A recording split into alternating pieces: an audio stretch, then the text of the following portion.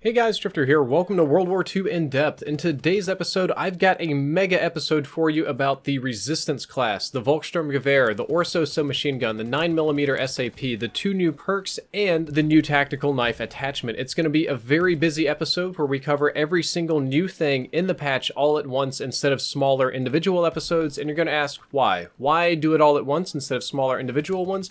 And the short answer is that I was not able to access the PC files of the game, so all of the information here comes from hand testing, which is unfortunately less reliable and less robust. I prefer to do full in-depth episodes on stuff that I pull directly from code, and since this is indirectly from the game, I would rather just put it all together and do mini in-depths on each one of these items. And I don't know, I just kind of was feeling a change of pace today, so let's jump straight into it with the Volkssturmgewehr, which from here on in, I'm just going to call the Volk for the sake of my sanity. It is a 4 to 5 shot kill rifle, and headshots do not matter unless you're running high caliber, of course, but it's still 4 headshots up close, still 5 headshots at long ranges. And speaking of ranges, the 4-shot kill range isn't that great. The M1941 Johnson and STG-44 have fantastic 4-shot kill ranges, but this is the 4-shot kill range on the Volk, and it leaves much to be desired. However, I do think this is a fantastic weapon. The Volk's rate of fire is somewhere in between the STG and M1941 at 715 rounds per minute. You can see it's comfortably above the STG, but significantly below the M1941. The Volk reload time is 1.4 seconds, which is a little bit on the slower end for the assault rifle class, and of note, the reload animation doesn't match perfectly, so canceling is going to be your friend here. The sprint out time is standard for assault rifles at 250 milliseconds, but I did get a measured aim down sights time of 275 milliseconds. I put a little asterisk by it because I'm hand measuring all of these, and I think I may have an error in my measurements. I know that Sledgehammer Games likes to keep the sprint out and aim down sights time the same, which is why this is unusual. The Volk has super incredibly low recoil, and the gun is downright awesome. Probably best in the game, and probably just because of that recoil. Technically speaking, it has more overall recoil than the STG, however the recoil is almost exclusively vertical and it is insanely easy to control. It is one of the best handling guns in the game. It has a high rate of fire, it's super predictable, the damage is very consistent, and honest to goodness, I think this is currently the best assault rifle in the game. If DLC weapons were allowed for competitive play, I think you would see a ton of Volks on the field, and I know that it costs a lot of depot credits to unlock, but this is definitely the one you want to unlock, and when the gun comes up on that big, like, play 50 matches or win 25 games or whatever the big special order is, this is the one you want to go for. This is one of the best new additions to Call of Duty World War II in a long time, and it is extremely strong. Personally, I prefer it with red dot sight since it's accurate, and I prefer it with extended mags because, given the accuracy, I do tend to spray a bit and hose people down. It is also acceptable to run it with a foregrip to extremely increase accuracy, or high caliber is very nice because you can headshot very easily given the low recoil. Unfortunately, I won't be having nearly as many good things to say about the Orso submachine gun. The Orso is a 4 to 6 shot kill weapon, kind of depending on how far away you are from the enemy, and like the Volk, and unfortunately like a lot of weapons in the game, headshots do not matter at all. The 4-shot kill range also is pretty bad. You can go ahead and see it here on screen. That's the maximum 4-shot kill range, and I am not super impressed by that. The 4-shot kill range is more like that of the Thompson, and if anything, this gun most closely compares to the Thompson, but I would say it's a worse Thompson. Some popular rates of fire are the Orso at 810 rounds per minute, which makes it a very fast-firing weapon. That is faster than the PPSH, but a little bit slower than the Tommy gun at 833 rounds per minute. It has a reload time of 1.25 seconds, which is pretty good, a little bit fast for some machine gun class maybe. Nothing particularly special there. It has a sprint out time of 250 milliseconds and an aim down sights time of 250 milliseconds, which is normal for the SMG class. And I'm going to try to include those from here on in because I know sprint out times are kind of a big deal. The issue with the Orso is that it has super high recoil, and not only is the recoil high, but it's not predictable. The magazine size for a fast-firing gun is a little bit on the small side, and I do not think the Orso is a very good submachine gun. It's cheap for a reason. This is one of the least expensive weapons to unlock, just with the base credits you earn in the game, or scrap. It's maybe an okay hip-fire gun. It performs a little better when you add a foregrip on it, but the Orso, I feel, is outperformed by the PPSH. I feel that it is outsprayed and handled by the Thompson, and if I had to give it a rating, I would rate this new weapon as being the worst submachine gun in the game. It does have the benefit of being a fast firing gun, so for those of you that have really good recoil control, you can get some better use out of it than I can. However, that being said, it's not any more useful than the Thompson, or more useful than the PPSH, or easier to handle than the Type 100, so there's not really a reason to use it other than for fun. It's a great gun for fun, but I generally do not like it. Moving along, we're going to talk about the 9mm SAP pistol, which is very interesting in its own right. It's a 3 to 5 shot kill pistol, and headshots don't matter, of course, unless you're running high caliber, but the neat thing about it is the 3-shot kill range is scary. Just look how far away I can get 3-shot kills here on the USS Texas map. That's pretty much all of B-Flag I can contest just with the pistol. It may eventually take 5 shots to kill at range, but if you're using this weapon at any sort of sane engagement, it's going to be a 3-shot kill. The recoil is very low, but the magazine is tiny, so you got to be a little precise with it unless you're running extended mags. It fires fast too, so maybe best pistol in the game? This is another one that I think would get a little bit of love in the competitive scene if DLC weapons were allowed. It is way more consistent than the M1911, and it is easier to use than the P08 in my opinion, because the iron sights are better and the recoil is lesser. It's maybe not as spammy as the machine pistol, but it is really good. It is a nice addition to the game. On top of that, you can run it with tack knife, which makes it quite fun on top of everything else, and we'll be talking about tack knife later, but we've got 2 new basic trainings and an entire division to briefly cover.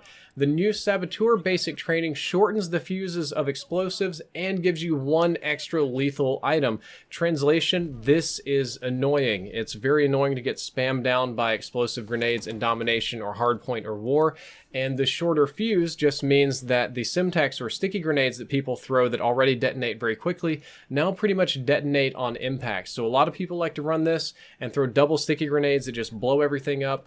It's powerful, yes, but it's also very annoying in my opinion. The new Shifty basic training is really complicated. Shifty is another one that focuses on the pistol attachment region of the game because that one's been getting a lot of love, especially with Duelist. It gives you an extra pistol attachment, unlimited pistol ammo, and fills your pistol mag when you swap to it. So like Duelist and like the Resistance perk, you get an extra pistol attachment. Your ammo is completely unlimited for your pistol, which is awesome, and it fills your pistol mag when you swap to it. This stacks really well with the Resistance class itself or the Resistance division because it gives you faster swap times by default. So if you shoot a bunch of people with your pistol, swap to your submachine gun spray, and then swap back, your pistol will automatically refill without you having to reload it. You kind of like reload it while you're swapping. Of note, you can't YY it super fast. You do have to do a full reload, and if you get your timing just right, it can be useful, and it stacks really well with the Resistance division.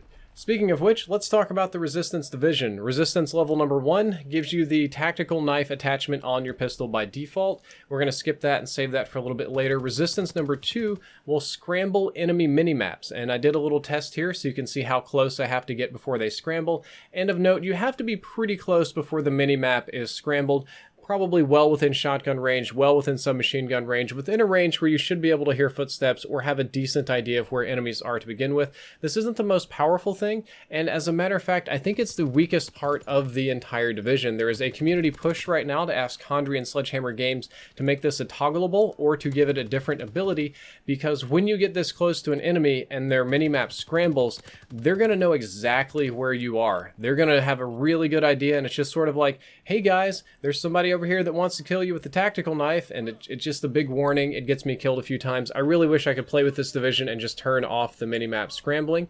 Resistance level 3 will give you another extra pistol attachment, and this will stack with Shifty but not with Duelist. I think the idea is that they didn't want to let Duelist get completely overpowered, and Akimbo is kind of an attachment in and of itself, but if you run it with the Shifty and with the division attachment, you can end up with 3 extra attachments, which is a little bit crazy, but that's how it works. On top of this, Resistance level 3 will increase your weapon swap times by 30%. That's roughly like the other basic training that will allow you for faster weapon swapping, and it is noticeable, and it stacks really well with Shifty when swapping weapons refills your pistol.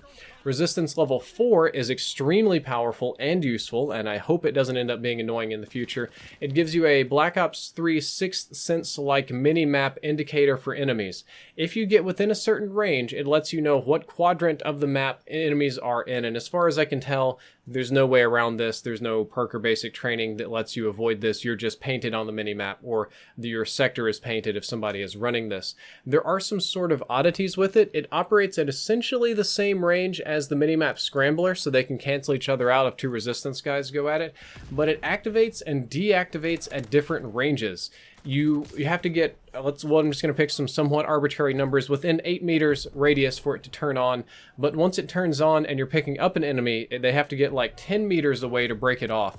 So it gets a little bit more generous break off range than it does turn on. It also activates somewhat slowly instead of instantly, so if you're rushing really hard with the resistance class, sometimes it won't turn on until the enemies are already on top of you, especially if you're running at each other. So it can give you some conflicting information, especially when it comes to the deal with the field of view in your game. You can have enemies outside your field of view on your left and right sides, and sometimes the quadrant in front of you will light up, indicating that enemies are there instead, because they're just a few degrees outside of your normal field of view. So while this does give you a lot of good information, and it does allow you to hide and camp and pick up enemies, it can be a little bit confusing. But most of the enemies you pick up will already know that you're there because you're scrambling their radars in a very annoying way. And finally, let's talk about the tack knife. The tack knife is by far the most fun addition to this entire game so far, of all the DLC and everything. Super happy it's back, and it's godly. It's very easy to use. It's very actually tactical to swap to your pistol and go stab somebody as they rush you. Statistically speaking, the tactical knife has the exact same range and recovery as that of the shovel. It has a very, very small dash radius to it, and it stabs and recovers pretty quickly. There is a delay, and you can kind of woof these sometimes. Sometimes you can miss these, sometimes you can misaim these. It is a little bit less consistent than what I would hope for. You can't just totally spam it and get lucky, but it is really, really fun to use. It may not be the greatest thing ever, but it really is fun, and that's what makes the Resistance division work, is that it's just kind of a fun division. Overall, I think this has been a good addition to the game. I'm going to be covering a lot of the other weapons individually later on as I get to them. I'm just kind of working through my own things right now with shotguns and LMGs. And I wanted to go ahead and end this in depth with a stream highlight to show you just how ridiculously powerful and fun the combat knife can be. Guys, if you enjoyed this video, don't forget to like, favorite, and subscribe, and check out this highlight. Drifter out. Look how filthy that is. How emotionally devastating it can be. That guy was already weak, which is why he died quickly. Nothing special about the way I was doing that. Shh, shh, shh. Fuck it. This gun's so good. It's so good. How fast it aims down sight.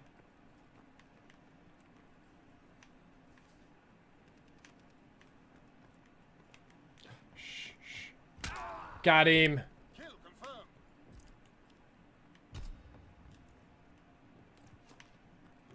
Got him again.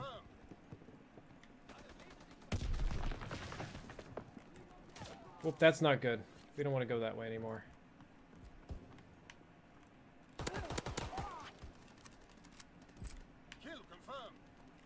I think it's going to be to my benefit to try and work these houses as much as I can. I should not have won that gunfight. I should have lost that 15 times over.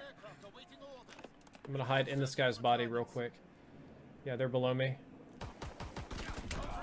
Another gunfight I should not have been able to win.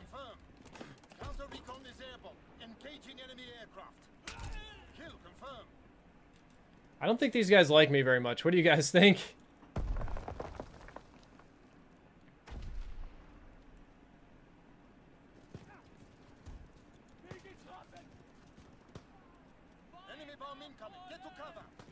Not much I can really do here but wait for them to get closer.